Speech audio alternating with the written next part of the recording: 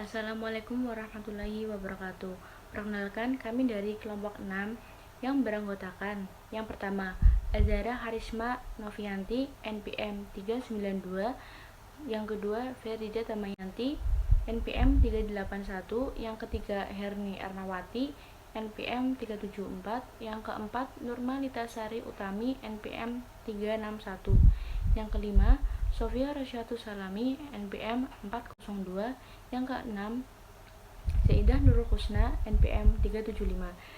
Di sini kami akan mempresentasikan hasil diskusi kami dengan materi organisasi profesi guru. Pembahasan yang pertama adalah organisasi profesi guru. Menurut UU nomor 14 tahun 2005 tentang guru dan dosen adalah perkumpulan yang berbadan hukum yang didirikan diurus oleh guru untuk mengembangkan profesionalitas guru. UU tersebut juga mengatur profesionalitas seorang pendidik. Salah satu prinsip yang harus dijalankan adalah guru harus memiliki organisasi profesi untuk mengembangkan profesionalitas secara berkelanjutan dengan belajar sepanjang hayat. Artinya, organisasi profesi guru tidak hanya sekedar organisasi berkumpul, melainkan juga organisasi amanat undang-undang. Pembahasan selanjutnya yaitu tujuan. Dibentuknya sebuah organisasi profesi guru tentu mengacu pada amanat undang-undang. Jika dijabarkan secara lebih spesifik lagi, tujuan sebuah organisasi tersebut adalah: pertama, mengembangkan dan meningkatkan kemampuan profesional dan kompetensi guru; kedua, mewujudkan guru pembelajar sepanjang hayat; ketiga, meningkatkan harkat dan martabat guru melalui bimbingan profesi berkelanjutan; keempat, meningkatkan kesejahteraan guru. Kemudian, fungsi organisasi profesi guru. Pasal 41 Undang-Undang Nomor 14 Tahun 2005 tentang guru dan dosen menyatakan fungsi organisasi profesi keguruan sebagai: guru membentuk organisasi profesi yang bersifat independen dan berfungsi untuk memajukan profesi, meningkatkan kompetensi, karir, wawasan kependidikan, perlindungan profesi, kesejahteraan, dan pengabdian kepada masyarakat. Selain yang amanat oleh aturan perundangan, fungsi organisasi profesi keguruan dapat dijabarkan juga sebagai berikut. Yang pertama, yaitu fungsi pemersatu, di mana dengan berserikat dan menyatukan kekuatan, guru diharapkan dapat memiliki kewibawaan dan power untuk mengarahkan kebijakan yang berkaitan dengan profesinya. Selain itu, dengan bersatu, guru dapat melindungi dan memperjuangkan kepentingan sesamanya serta masyarakat pengguna jasa keguruan. Yang kedua yaitu fungsi peningkatan profesional. Hal ini secara eksplisit terjabarkan dalam Peraturan Pemerintah Nomor 38 Tahun 92 Pasal 61 yang berbunyi, tenaga kependidikan dapat membentuk ikatan profesi sebagai wadah untuk meningkatkan dan mengembangkan karir, kemampuan, kewenangan profesional, martabat, dan kesejahteraan tenaga kependidikan. Berlandaskan penjelasan tersebut, maka bisa kita simpulkan bahwa profesi guru kita harapkan tidak hanya berfungsi sebagai kendaraan untuk memajukan profesi guru, namun juga berkontribusi positif bagi masyarakat melalui berbagai program. Bentuk organisasi profesi. Yang pertama, berbentuk persatuan atau union, antara lain di Australia, Singapura, dan Malaysia. Yang kedua, berbentuk federasi atau federation, antara lain di India dan Bangladesh. Yang ketiga, berbentuk aliansi, antara lain di Filipina, seperti National Alliance of Teacher and Office Works. Yang keempat, berbentuk asosiasi, seperti yang terdapat di kebanyakan negara, misalnya ILL Pakistan Government School Teacher Association. Corak organisasi profesi. Yang pertama, jenjang pendidikan di mana mereka bertugas, seperti SD, SMP, dan lain-lain. Yang kedua, status penyelenggara kelembagaan pendidikannya, seperti negeri atau swasta. Yang ketiga, bidang studi keahliannya, seperti bahasa, kesenian, matematika, dan lain-lain.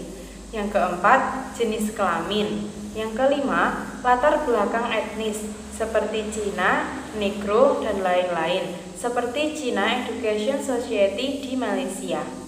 Kewenangan organisasi profesi guru. 1. Menetapkan dan menegakkan kode etik guru.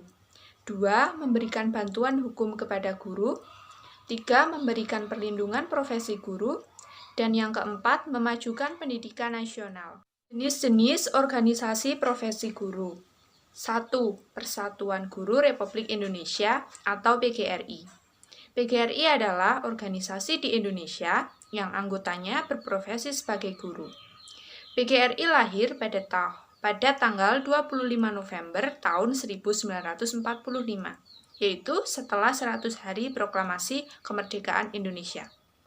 Cikal bakal organisasi PGRI diawali dengan nama Persatuan Guru Hindia Belanda pada tahun 1912 dan diubah menjadi Persatuan Guru Indonesia pada tahun 1932. Berikut merupakan lambang dari PGRI. Tujuan dari pendirian PGRI. 1. Membela dan mempertahankan Republik Indonesia. 2. Memajukan pendidikan di seluruh rakyat berdasarkan kerakyatan. 3. Membela dan memperjuangkan nasib guru dan juga nasib buruh. Jenis organisasi profesi guru yang kedua, yaitu Musyawarah Guru Mata Pelajaran atau MGMP. MGMP merupakan suatu wadah asosiasi atau perkumpulan bagi guru mata pelajaran yang berada di suatu sanggar atau kabupaten atau kota yang berfungsi sebagai sarana untuk saling berkomunikasi, belajar dan bertukar pikiran, dan juga bertukar pengalaman.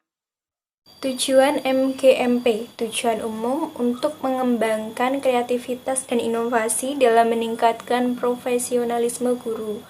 Tujuan khusus, A. Memperluas wawasan dan pengetahuan guru mata pelajaran dalam upaya mewujudkan pembelajaran yang efektif dan efisien.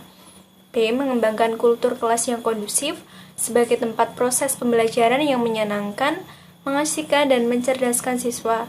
C. Membangun kerjasama dengan masyarakat sebagai mitra guru dalam melaksanakan proses pembelajaran. 3. Ikatan Sarjana Pendidikan Indonesia atau ISPI. ISPI adalah suatu organisasi profesi di bidang pendidikan di Indonesia. ISPI lahir pada pertengahan tahun 1950-an. Pada awalnya, organisasi profesi kependidikan ini bersifat regional karena berbagai hal menyangkut komunikasi antar anggotanya. Tujuan ISPI adalah A. Menghimpun para sarjana pendidikan dari berbagai spesialisasi di seluruh Indonesia. B. Meningkatkan sikap dan kemampuan profesional para anggotanya. C. Membina serta mengembangkan ilmu, seni, dan teknologi pendidikan dalam rangka membantu pemerintah mensukseskan pembangunan bangsa dan negara. D. Mengembangkan dan menyebarkan gagasan-gagasan baru dan dalam bidang ilmu, seni, dan teknologi pendidikan. E. Melindungi dan memperjuangkan kepentingan profesional para anggota. F. Meningkatkan komunikasi antar anggota dari berbagai spesialisasi pendidikan. Dan yang terakhir, menyelenggarakan komunikasi antar organisasi yang relevan. Yang keempat, kelompok kerja guru atau KKG. KKG sebagai kelompok kerja guru seluruh guru dalam satu gugus. Pada pelaksanaannya, dapat dibagi ke dalam kelompok kinerja guru yang lebih kecil, yaitu tempat kerja guru berdasarkan jenjang kelas dan mata pelajaran. Tujuan KKG yang pertama, memfasilitasi kegiatan yang dilakukan di pusat kegiatan guru berdasarkan masalah dan kesulitan yang dihadapi guru. Yang kedua, memberikan bantuan profesional kepada para guru kelas dan mata pelajaran. Bantuan profesional tersebut paling tepat dalam bentuk layanan supervisi. Yang ketiga, meningkatkan pemahaman, keilmuan, keterampilan, serta pengembangan sikap dan profesional berdasarkan kekeluargaan dan saling mengisi.